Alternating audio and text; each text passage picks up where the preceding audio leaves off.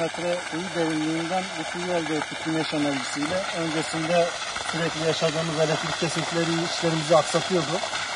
Bundan sonra Allah'ın izniyle her güneşli günde işlerimiz devam edecek. Çok teşekkür ediyorum. Elinize sağlık. Batman bölgesinde ve çevre illerde güneş paneli montajını ve bunun genel olarak tasarımını yapıyoruz. Örneğin müşteri geliyor, kendi iş yeri için işte elektrik tüketimini söylüyor. Bu elektrik tüketimine karşılık olarak biz güneş panelinin hesabını yapıp gidip montajını yapıyoruz. Böylelikle çiftçimizin elektrik faturalarını düşürüyoruz ve tamamen ortadan da kaldırabiliyoruz. Bazen karlı duruma da düşebiliyorlar. Örneğin elektrik tüketmedikleri zaman bunu satabiliyorlar. Ve bazı bölgelerde de bağ evleri oluyor. Bu yerlerde ise tamamen elektrik yok. Bu durumlarda ise biz akülü sistemler, yani batarya sistemleri kuruyoruz. Bunlarda da işte güçlerini öğreniyoruz. Buzdolabı mı, aydınlatma mı? Artık onun elektrik ihtiyacı neyse ona göre biz akülü sistem tasarımını da yapabiliyoruz. Tabii şu an Batman'da 5 yıldır bu sektördeyim. Her yıl neredeyse 3'e 4'e katlanıyor. Bunu rahatlıkla söyleyebilirim. Güneş panelinin talebi. Örneğin ilk yıllarda 5 proje kuruyorsak ikinci yıl 10'a çıktı, 15'e çıktı.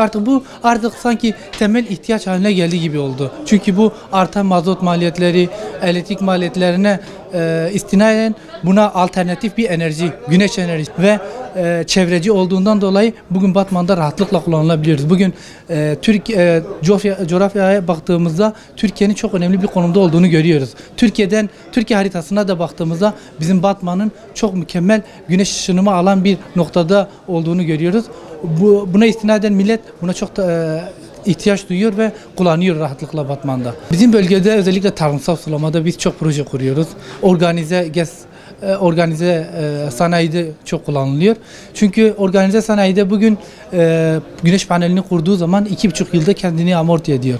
Tarımsal sulamada kullanılan bizim çiftçilerin çoğu ilk 1 yılda kendi amorti eden çiftçilerimiz oldu. Kimisi hani fazla kullanmadığında bu amortisman süresi 2-3 yıla da çıkabiliyor böyle. Şimdi güneş panelinin kesinlikle doğaya çok faydası olduğunu söyleyebiliriz. Çünkü hani mazot en kötü bir ses. Jeneratör çalıştırıyor. Mesela bunlarda sessizdir. Herhangi bir gürültü kirliliği yok. Çevreye baktığımızda örneğin güneş paneli kurduğumuzda çevreye herhangi bir karbondioksit salınımı yok. Buna istinaden güneş paneli kesinlikle çevreye tam çevreci bir sistemdir diyebiliriz yani. Zaten bu ekonomi anlamda millete cazip geldiği için aslında bu talepler artıyor. Yani günümüzde bir 10 yıl öncesine baktığımız zaman göremiyordun etrafta ama artık her yerde görebiliyorsun. Bir marketin üzerinde, bir fabrikanın üzerinde, bir bağ evinin üzerinde, bir tarımsal alanda her yerde artık güneş panelini görebiliyoruz biz. Yani bunu kesinlikle hep bir grafik olarak baktığımızda hep artış tepeye doğru tırmandığını göreceğiz. Neye istinaden bunu söylüyorum? Her geçen gün artık petrolün bir ömrü var. Petrol artık piyasadan silinecek. Silinecek derken artık bu petrol bizim plastik ihtiyaçlarımızı karşılayacak düzeydedir. Artık bunu yakıt olarak kullanabilecek seviyede değil. Onun için artık bu alternatif enerjilere kesinlikle yönelilecek.